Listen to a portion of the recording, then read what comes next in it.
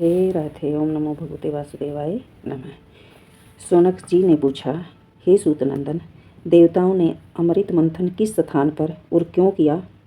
अमृत मंथन के समय उत्स्रावा घोड़ा किस प्रकार उत्पन्न हुआ? उग्रश्रावा जी महर्षि शौनक का यह प्रश्न सुनकर उनसे अमृत मंथन की कथा कहने लगे। उग्रश्रावा जी ने कहा, हे शौनक आदि ऋषियों, मेरु नाम का एक पर्वत है। वह इतना चमकीला है मानो तेज की राशि हो। उसकी सुनहरी चोटियों को चमक के सामने सूर्य की प्रभा फीकी पड़ जाती है। वे आसमान को चूमने वाली चोटियां रत्नों से खंचित हैं। उन्हीं में से एक पर देवता लोग इकट्ठे होकर अमृत प्राप्ति के लिए सलाह करने लगे, वार्तालाप करने लगे। उनमें भगवान नारायण और ब्रह्मा जी भी थे। नारायण ने देवताओं से कहा, देवताओं और असुर मिलकर समुद्र मंथन करें। इस मंथन के फलस्वरूप अमृत की प्राप्ति होगी। देवताओं ने भगवान नारायण के परामर्श से मंदरांचल को उखाड़ने की चेष्टा की। वह पर्वत मेघों के समान ऊंची चोटियों से युक्त 11,000 योजन ऊंचा और उतना ही नीचे धसा हुआ था। जब सब देवता पूरी शक्ति लगाकर भी उसे नहीं उखाड़ सके, तब उन्होंने विष्णु भगवान और ब्रह्मा जी के पास जाकर प्रार्थना की, भगवान, आप दोनों हम लोगों के कल्याण के लिए मंदरांचल को उखाड़ने का उपाय कीजिए और हमें कल्याणकारी ज्ञान दीजिए।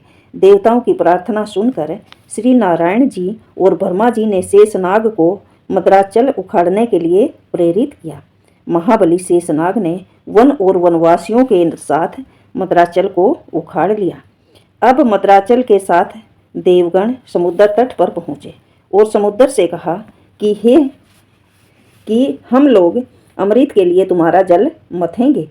समुद्र ने कहा, यदि आप लोग अमृत में मेरा भी हिस्सा रखें तो मैं मंदरांचल को घुमाने से जो कष्ट होगा सह लूँगा।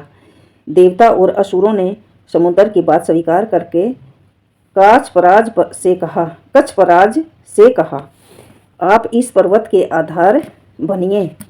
कच्छपराज ने ठीक है कहकर मंदरांचल को अपनी पीठ पर ले लिया। अब देवराज इंद्र यंत्र के द्वारा मंदरांचल को घुमाने लगे।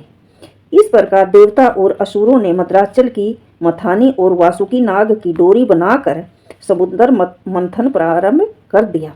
वासुकी नाग के मुंह की ओर असुर और पूंछ की ओर देवता लगे हुए थे। बार बार खींचे जाने के कारण वासुकी नाग के मुख से धुएं और अग्नि ज्वाला के साथ सांस निकलने लगी। वह सांस थोड़ी ही देर में मेघ बन जाती और वह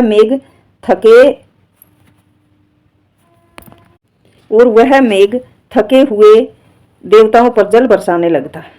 पर्वत के शिखर से पुष्पों की झड़ी लग गई। महामेघ के समान गंभीर शब्द होने लगे। पहाड़ के वृक्ष आपस में टकरा कर गिरने लगे। उनकी रगड़ से आग लग गई। इंद्र ने मेघों के द्वारा जल बरसाकर उसे शांत कर दिया।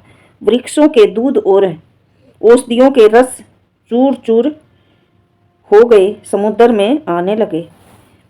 वृक्षों के दूध और औषधियों के रस चू चू कर समुद्र में आने लगे। औषधियों के अमृत के समान प्रभावशाली रस और दूध तथा श्रवणमय मंदरांचल की ओर अनेकों दिव्य प्रभावशाली मणियों से चूने वाले जल के स्पर्श से ही देवता अमरत्व को प्राप्त होने लगे।